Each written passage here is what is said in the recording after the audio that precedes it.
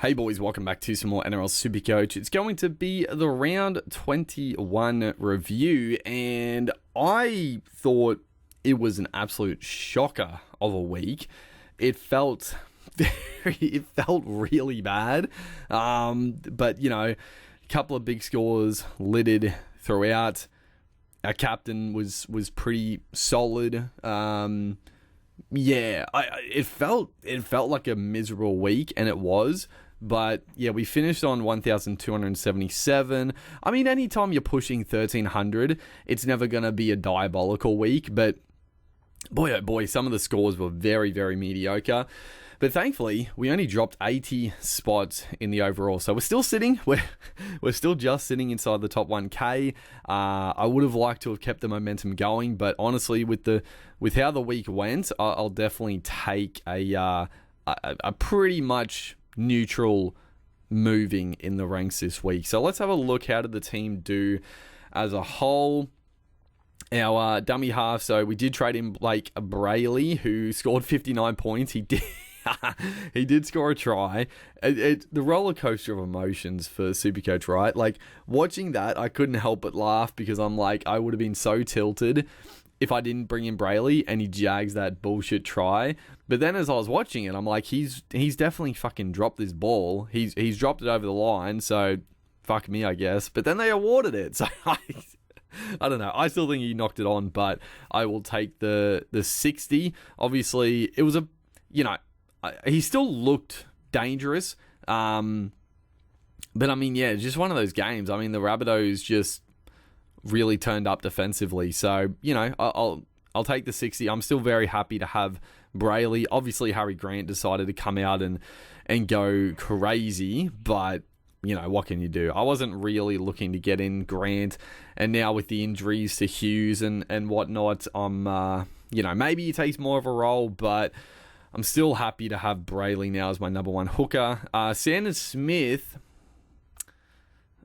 annoyingly, he got another crack, and he was looking pretty good, but again, copying a head knock and getting 17 points, so losing more cash for our boy Sandon Smith. I'm probably, depending what happens this week with what I can do with the trades, there's obviously one trade I obviously have to make, and then, yeah, we'll just debate if we're going to nuff out Sandon Smith or nuff out somebody else, depending what we need to do. But yeah, unfortunate for Sandon Smith, copying another head knock. He had a chance. Just to not lose cash and potentially make cash. But yeah, unfortunate for him. Front row, Terrell May is 74 points. Again, it literally doesn't matter because everybody owns. Payne Haas, 60 points. I mean, I'll take it. He didn't look great. He looked pretty banged up. Obviously, there were issues in the warm-up. Then at the end of the game, he's done his ankle, so I don't know if he's going to be playing this week. I'll take the 60 because, yeah, for how uninvolved, or not uninvolved, but I feel like he didn't have a tackle bust in that game. I don't think he had an offload. He only played 50 minutes, but still got 60 points, so I'll take it. We'll see what happens this week.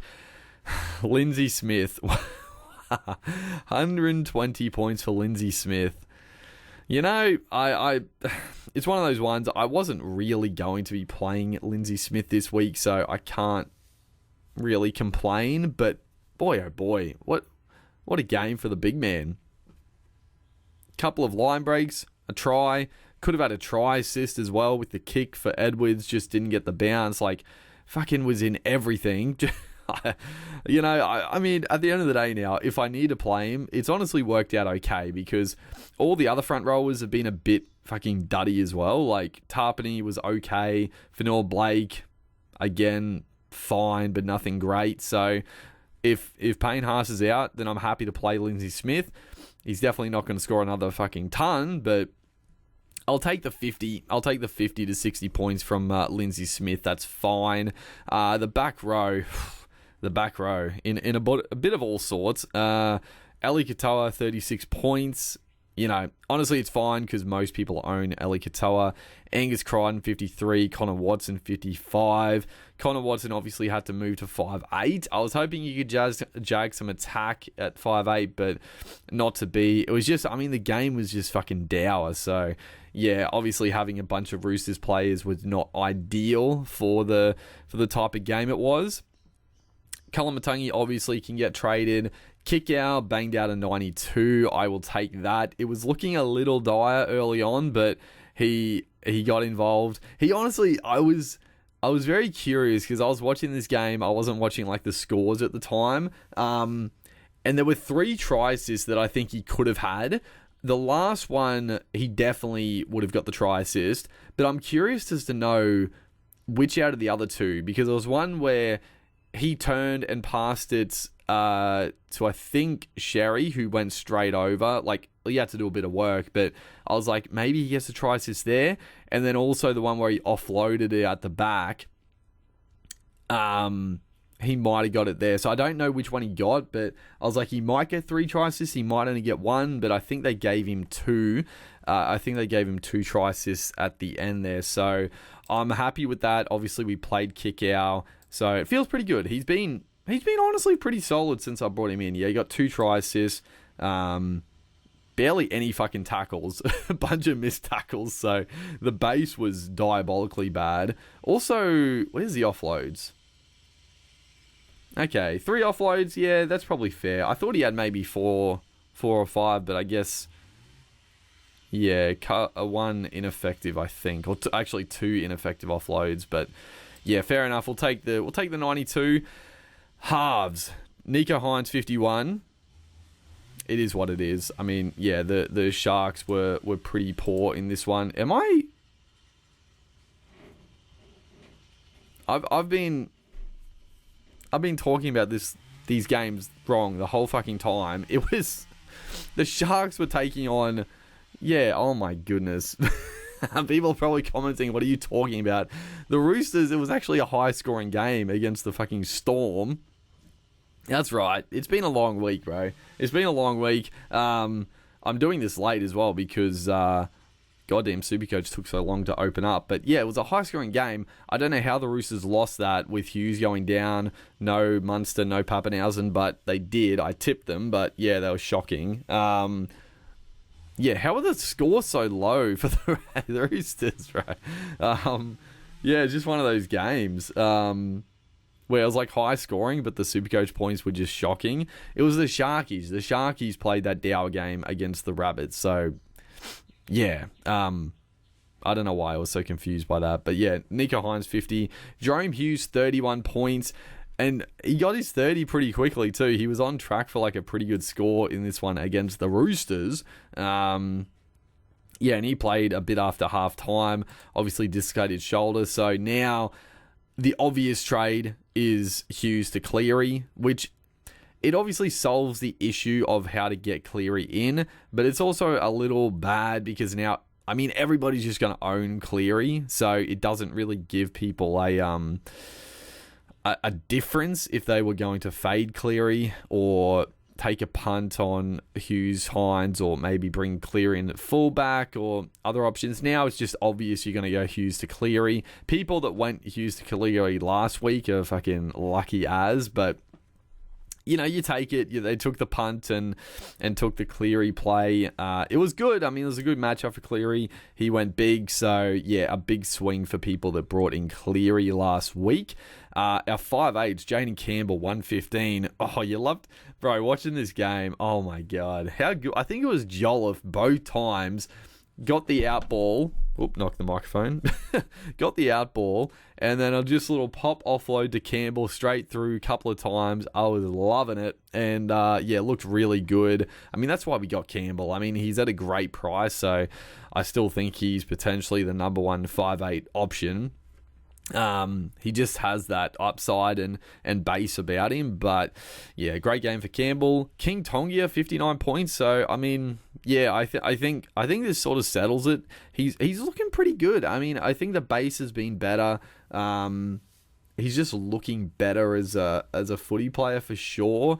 I don't have too much confidence in the Dragons going forward, but I think with trades running low, with other players to be nuffed out, basically, that can make more cash, I'm just going to hold King Tongia. If he has a couple of dud scores, he has a couple of dud scores. I didn't even mention fucking Kane Bradley also got a recall in this game, so I am hoping he gets out of the team as soon as possible, because I don't need him. I don't need him stinking up the AE problem, but he shouldn't hold that spot for too long. Hopefully the Storm gets some players back. The back line, so Zach Lomax, 99 points. Honestly, a little... For scoring 2 tries, you would expect Lomax to crack the ton easy, but yeah, 99. Wasn't too many, I guess, offloads / tackle busts in this game. Plenty of runs, but yeah, Ruben Garrick, 38 points. I mean, yeah, Manly got pumped, so what can you expect?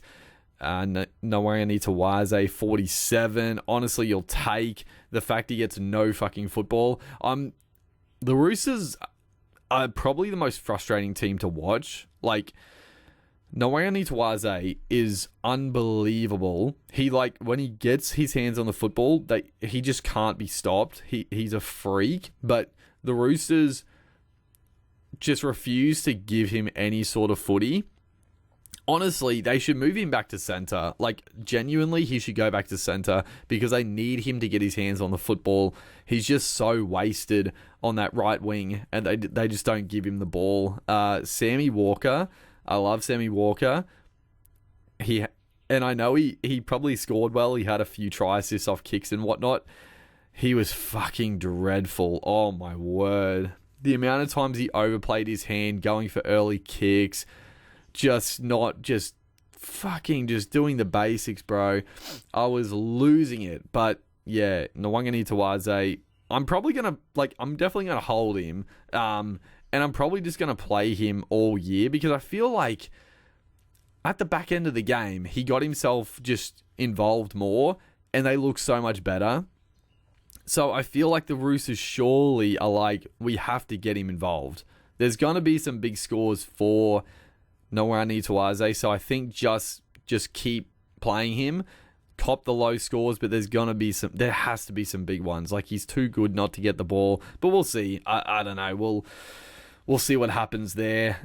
It's an interesting round, this one, actually, because the Broncos taking on the Bunnies, who, yeah, they were really good defensively last week, but I mean, Karapani, it is a good matchup, but 36 points against another good matchup last week. It's a bit, again, the Broncos, a bit, how you going? I don't know. Like, Karapani, good base, but just not seeing that good footy like he has in the last couple of weeks. But you know it's going to turn around. I mean, they're going to start getting some points on that wing, so it's fine. Again, at this point, Karapani, I think he's just a hold.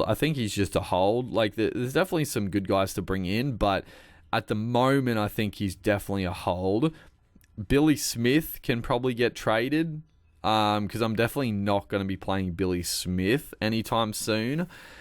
He could get nuffed out, and then when we have a luxury trade, we could definitely trade Karapani to a pottish centre wing at some point. I think that's sort of the plan.